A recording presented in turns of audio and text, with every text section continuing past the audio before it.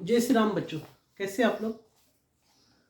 तो आज हम जो टॉपिक डील करने वाले हैं वो है सीए फाउंडेशन के लिए सीक्वेंस एंड सीरीज। ओके, ये उसका सेकंड पार्ट है। ओके, अगर फर्स्ट पार्ट नहीं देखा है तो आप देख सकते हो। ठीक है, अब सबसे पहले तो आप सबको जन्माष्टमी की बहुत बहुत बधाई। ओके, बहुत बहुत शुभकामनाएं। भगवान श्री कृष्ण आपके ज़िंदगी में उजाला लाए। ओके, तो चलो हम आज का टॉपिक स्टार्ट करते हैं। तो सबसे पहली बात हम आज पढ़ने वाले हैं दो इम्पोर्टेंट फार्मूलाज। कल मैंने आपको कुछ फार्मूलाज लिख कर दिए थे, तो उसमें सबसे पहला जो फार्मूला था वो था nth टर्म का फार्मूला। nth टर्म क्या होती है? a plus n minus one into d. ये nth टर्म का फार्मूला है। nth term is equals to a plus n minus one into d. मतलब किसी भी एपी में अगर मुझे अननोन टर्म निकालनी है तो उसके लिए मैं ये वाला फार्मूला यूज करता हूँ। nth term is equals to a plus n minus one into d. यहाँ पर अननोन टर्म मतलब जिसके बारे में मुझे पता नहीं है, ठीक है, उसके लिए ये फार्मूला है। nth term is equals to a plus n minus one into d. फिर उसके बाद मैंने आपको एक फार्मूला बताया था जो था कि sum of first and natural number, मतलब 1 से लेकर 50 तक, 100 तक, 500 तक, 1000 तक, जो कुछ भी है, तो उसका जो एक फार्मूला बोला था तो वो ये वाला फार्मूला था, that is sum of n natural numbers. उसका फॉर्मूला क्या था? n into n plus one divided by 2। ये वाला फॉर्मूला था। ये किसके लिए था? Sum of n natural numbers, first n natural number, पहले नेचुरल नंबर। अब कोई बोलेगा हर किसी के लिए एप्लीकेबल नहीं, आपका नेचुरल नंबर एकदम शुरू से लेकर आखिर तक, तो उसके लिए ये फॉर्मूला अप्लाई है। फिर तीसरा है sum of first n odd numbers. Odd numbers का जो सम है उसके लिए फॉर्मूला था जो था n स्क्वायर। मतलब अगर आपके ऑड नंबर 5 है तो 5 ऑड नंबर्स का सम आएगा n स्क्वायर, मतलब 5 का स्क्वायर, ठीक है, 25 ऐसे। अब आज जो नए फॉर्मूले अपन पढ़ने वाले हैं वो दो इंपॉर्टेंट फॉर्मूलाज हैं, उनको मैं यहां पर लिखता हूं। उसमें पहला फॉर्मूला ये है sum of squares of natural numbers. Sum of squares of natural numbers, तो वो क्या होगा? तो उसके लिए अपना फॉर्मूला है sum of squares of natural number. वो क्या फॉर्मूला होगा? वो होगा आपका n into n plus one into 2n plus one divided by 6। ये आपका फॉर्मूला है n into n plus one into 2n plus one divided by 6। अब सपोज आपको किसी ने बोला कि चलो 5 नंबर है, उनके स्क्वायर का सम मुझे बता दो, क्या होगा? तो 5 नंबर है तो अपन यहां पर लिखेंगे, देखो n कितना है? 5 है। ओके, 5 प्लस वन, ठीक है। अब 2 इंटू एन कितना है? 5 है, प्लस वन अपॉन 6। तो यहां पर देखिए 5 प्लस वन 6, और यहां पर 2 5 are 10 plus one upon 6। 5 6 are 30, यहां पर आपके पास आएगा 11 अपॉन 6।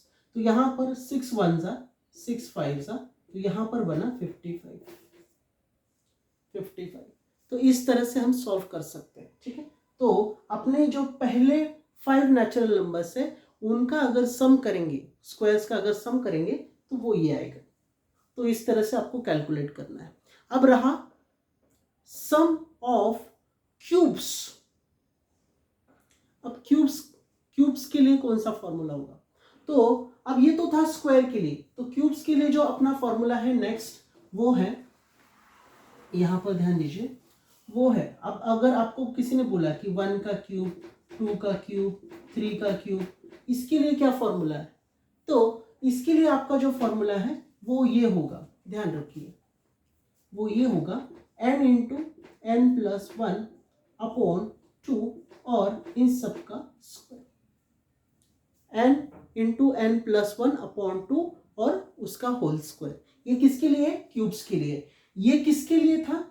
ये स्क्वायर्स के लिए था, मतलब sum of squares of n natural numbers, और मतलब बिगिनिंग से, ठीक है।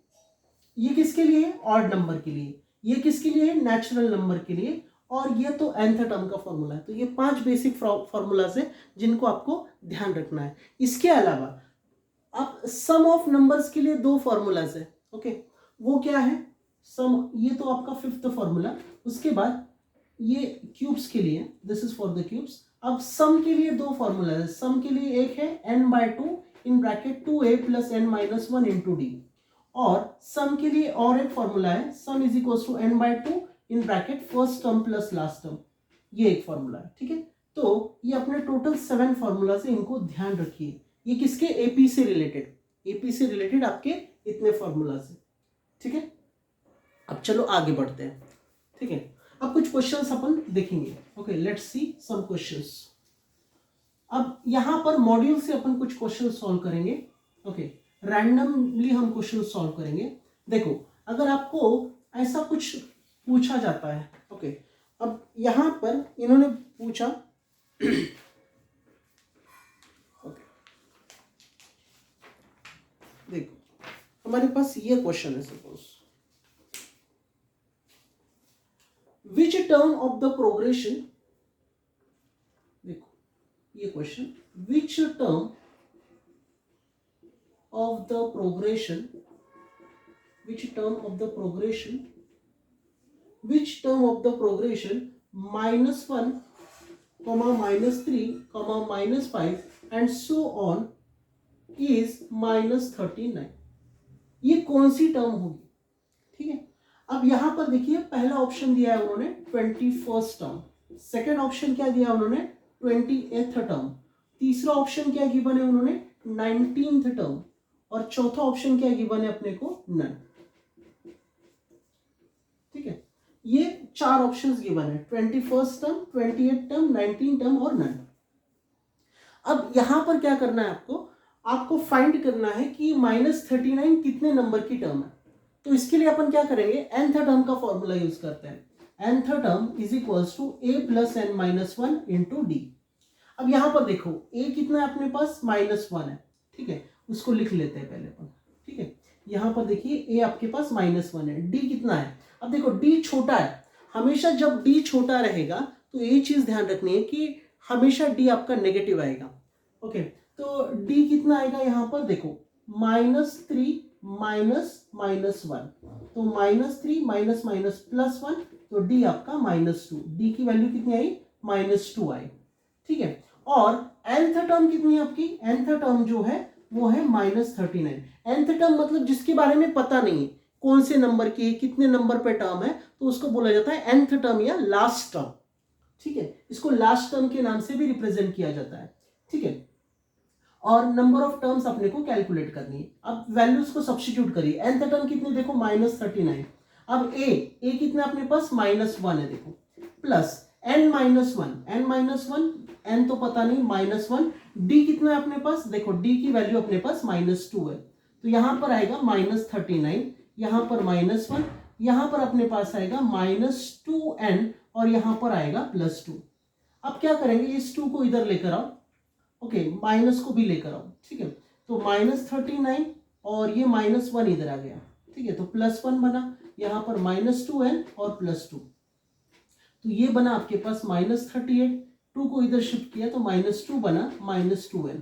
अब देखो -40 और यहां पर -2n, माइनस से minus cancel, 40/2 is equals to n, ठीक है। तो यहां पर अपने पास n की जो वैल्यू आएगी, n इज इक्वल्स टू 20। तो आपका सेकेंड ऑप्शन सही है, second option is correct, n is equals to 20। तो इस तरह से आपको सॉल्व करना है, ठीक है। अब और एक क्वेश्चन अपन सॉल्व करेंगे, ठीक है। अब देखो नेक्स्ट क्वेश्चन क्या है आपके पास? नेक्स्ट क्वेश्चन है आपके पास, suppose the last term of the series 5, 7, 9 up to 21 terms, okay. तो लास्ट टर्म क्या होगी सीरीज की? ओके, कहां तक है? 5,7,9 and so on to 21 terms. मतलब कहां तक है ये? 21 टर्म तक है। तो 21st टर्म कौन सी होगी वो अपने को कैलकुलेट करनी है। इस बार नंबर ऑफ टर्म्स गिवन है और nth टर्म अपने को निकालनी है। तो फॉर्मूला यूज करते, देखो यहां पर क्या आएगा, nth term is equal to a plus n minus 1 into d. अब यहां पर देखो nth टर्म पता नहीं है ना, nth टर्म अपने को कैलकुलेट करनी है। फर्स्ट टर्म क्या गिवन है? First term is 5। Common difference क्या आएगा? कॉमन डिफरेंस आएगा 7 माइनस 5, मतलब कितना आएगा? 2 आएगा। और क्या निकालना है अपने को? अप टू कहां तक है? How many terms are there? n is equal to 21, 21 term तक। ओके, तो अपने को वो 21वीं टर्म कौन सी है वो कैलकुलेट करनी है।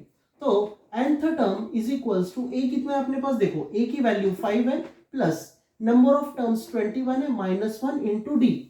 डी कितना है अपने पास? डी की वैल्यू 2 है अपने पास। तो यहां पर देखो 5 प्लस, अब 21 माइनस 1 मतलब 20 इंटू 2। तो देखो 5 प्लस 22 जा 40, 40 प्लस 5 45। तो nth term is equal to 45। nth term is equal to 45। तो ऐसा कोई ऑप्शन है कि यहाँ पर अपने पास? हाँ, सी ऑप्शन सही है। यहाँ पर तीन, यहाँ पर 4 ऑप्शंस गिवन थे, 44, 43, 45 और नन। तो 45 अपना सही ऑप्शन है। तो इस तरह से आपको इसको सॉल्व करना है। ठीक है, hope that you have understood. Okay, चलो तो कल अपन आगे का पार्ट कंटिन्यू करेंगे। Thank you so much. जय हिंद।